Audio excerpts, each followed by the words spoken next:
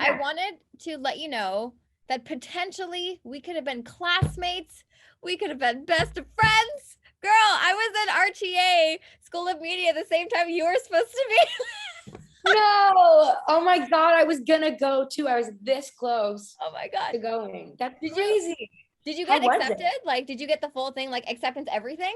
I did. I had to do this interview. I did this interview and I talked to like the head guy or whatever. I don't even know. I think it was like the head person. And I had to do this interview and then they like accepted me and I was gonna go. And then I like sent them an email being like, I'm just gonna take a year off. Like, thank you for the opportunity. How's everything with you? I want to do a life check. I know you got a new apartment, you got a new dog. How have all those adjustments been for you? They've been great. They've been, I mean, challenging, of course, after the year we all had. It was a weird one, but it was so nice to get a dog, to write this album. It was a very productive quarantine for me. So that's good. I got a lot done. Oh, that's amazing. And I just saw just a few hours ago you posted that you graced the cover of Elle Canada, their first digital issue. Congratulations on that. Is that like a surreal thing, like to be on the front cover of a magazine? Yeah, so weird. So weird, especially because that photo I did with like one of my close friends, Shervin. We just like did it for fun in New York. It was like all I did my own hair and makeup, and he was like, "Hey, you want to take some photos?" I was like, "Sure." And then they asked if they could use that photo. So I was like, I had no Oh, idea that that photo would be used for the cover of Elle magazine. but now I want to hop to the album. Congratulations on it.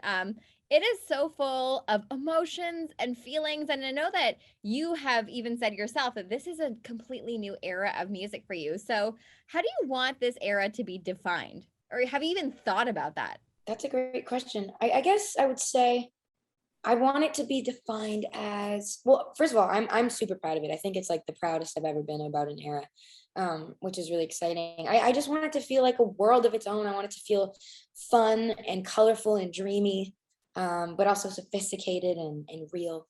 Um, so that's like every adjective in the world. I just listed every single adjective. You did accomplish that because it was so like I mean it was a 3-year break between your last album and this one. So it was really nice just to see you grow as an artist and grow as a person. And I think that's reflected in this album.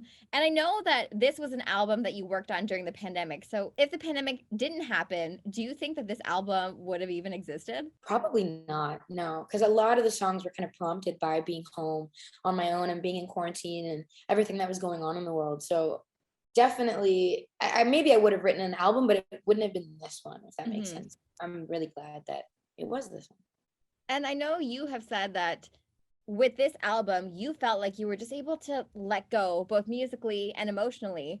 So, one. what got you to that point of being like jumping over that last hurdle and saying to yourself, okay, I'm just going to do whatever I want, say whatever I want, and really put my emotions out there? Because when you're a public figure, I feel like that's very hard to let people inside your world. So, what pushed you to that point?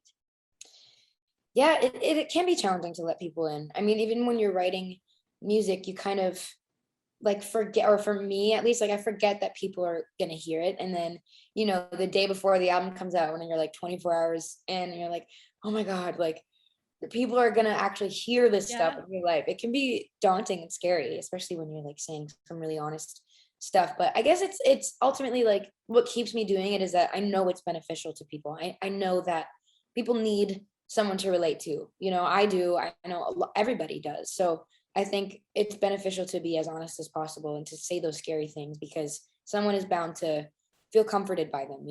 That's the beauty of music. That's the beauty of art is you telling your story, people relating to it and even using it as a healing process for them because I would assume though that writing this album because you wrote everything on it, was it some sort of a healing process for yourself? Definitely. Yeah, 100%. I definitely use writing as a healing mechanism in some degree, or like a coping mechanism. So I mean, as much as I love doing it as a hobby and for fun, it's definitely a necessity for me. So it definitely helped a lot. Now I want to get deep. I'm analyzing lyrics here today, girl. So Ooh, okay. there's a line in the album that I love, and it is, it's so much harder to be honest with yourself at 20 something. So is there something about this point in your life that you actually feel like you're not being honest with yourself about? Great question. I mean, tons of stuff. Tons of stuff. Like just the way that I have like was living my life at the time. I was like just suppressing that I was sad. And there was so much shame that I was holding on to about being sad, because in theory, like, my life is wonderful, and it is. Like, I have everything I've ever wanted. My dreams have come true. I have a wonderful family and friends and a great life. So I was so ashamed of feeling depressed and anxious and having those thoughts, right? So I was just like not being honest with myself. I was just telling myself I was fine and that everything was fine, but it wasn't. And that was like a huge thing for me. Like, just finally being honest about that and being like, hey, you gotta get some things together, and it's okay that you're not happy. It's okay. Mhm. um there's like a sense of imposter syndrome that comes with like doing this job and then also feeling sad at the same time, because you're like, Yeah. you don't even try. You're like, people look to you for being a role model, and you're like, but I don't even like myself sometimes, and I hate Oh, that. So yeah, that was tough, but I'm doing a lot better, and I'm trying, every day to be more honest with myself as much as possible. I'm glad to hear that you feel that you're in a better position now. So you mentioned that at that point you weren't feeling happy. So what brings you happiness now that gets you to that point of like feeling great about yourself and all of that? There are a couple of things. I think just I've been trying to just find happiness and joy in the most simple things, like just getting a coffee. I like to go for walks now and just grab a coffee when I can, and listen to music when I'm walking. Like, I try to romanticize simple moments, like my walks home, or getting lunch, or just laughter. Like, I love laughing with my friends and family. I feel like that's such a great way for me to de-stress and decompress. So that's always fun, just laughing and enjoying simple things. I think, especially in this industry, people don't realize that you have to be on like all the time. So just Yeah. taking those moments for simple things, I feel like is an absolute necessity. And I Mhm. think people overlook that a lot. And I assume as well, during this time of you writing this album, and going through all of this, was there anything that you learned about yourself throughout this entire process that kind of shocked you? Man, tons of stuff. So many things. Like, everything that I say on this album was like, I didn't even realize I was feeling it until I wrote it. Like, you know what I mean? It's just that's just how it works. Like, I often don't like even understand myself until I write a song, and I'm like, oh, that makes more sense. So definitely, but I'm trying to think of like a specific thing that I learned. Well, one thing, because I always thought that I constantly needed distraction. I always thought I was one of those people that's like, I could never live alone because I would just, get so lonely. But I actually love it. I Yeah. love being on my own. It's so nice. I'm like, I don't know if it's because I like have healed now or something, but I'm like, man, I could just be by myself all the time. It's Isn't wonderful. it lovely? It's great. It's like, whoa, I can do whatever I want. Yeah. It's wonderful. No, I feel like having that alone time too is good. Like, you just need space. You need to figure out your own stuff. Sometimes you don't want to talk to anybody, but here I am talking your ear off while you're probably alone. And Do not worry. I feel bad for like you have to like ask me questions and you just have to hear me rambling about my life. girl, I have been waiting years and years to get to talk to you. Thank you. I'm glad I got to talk to you. It's awesome. No, It's of super, course. super Now sweet. I have a little game that I wanted to play with you. This is an original. Bear with me. It is called Sweet Dream or Nightmare. I was very creative. Ooh, I love it. That's very creative. I love the tying in with the songs. It's amazing. Exactly. Very Bonus good. points for me.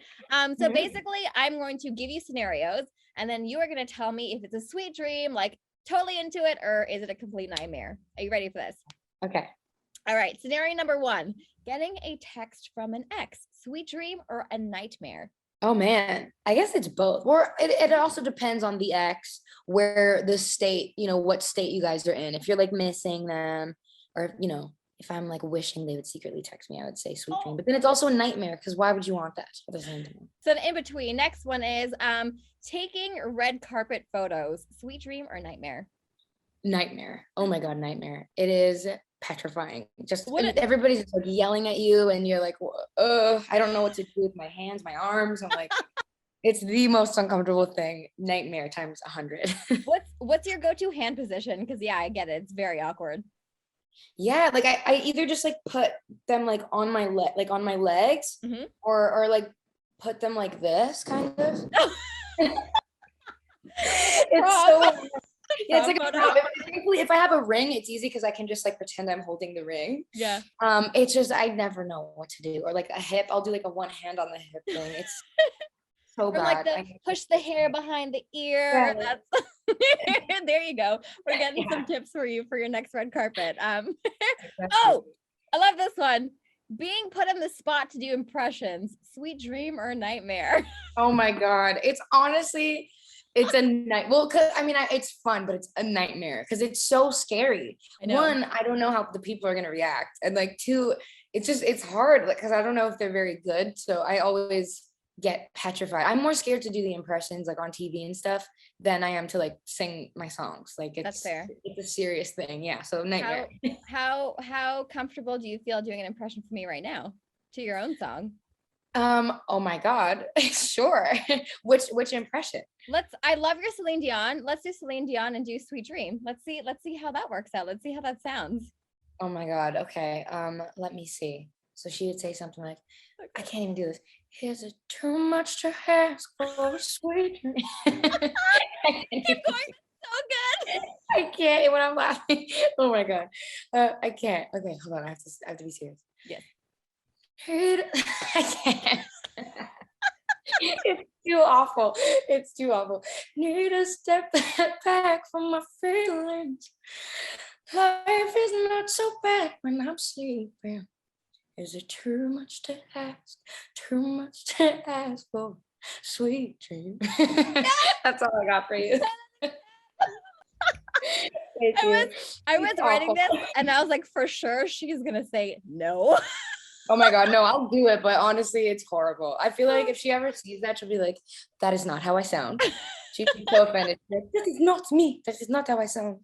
Oh no, it was great. It was awesome. Last scenario I have here for you. Spending an entire day doing press, sweet dream or nightmare?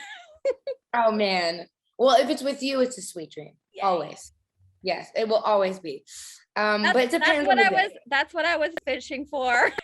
Yes, a sweet dream. Right now, I'm definitely in a sweet dream. It's not always. If I'm, doing like press at like 5 a.m., then it can be a nightmare. But we're great right now. I got my coffee. We're chilling. We're like almost university buddies, so this is good.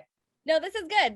Once we'll meet each other in person one day eventually, and then we'll become real buddies. I know, exactly. Maybe at my wedding. Maybe it could be a bridesmaid. If anyone ever wants to marry me, we'll see. Time is, it's here. Girl, you got all the time in the world. You don't need to worry about that. I know. I'm just kidding.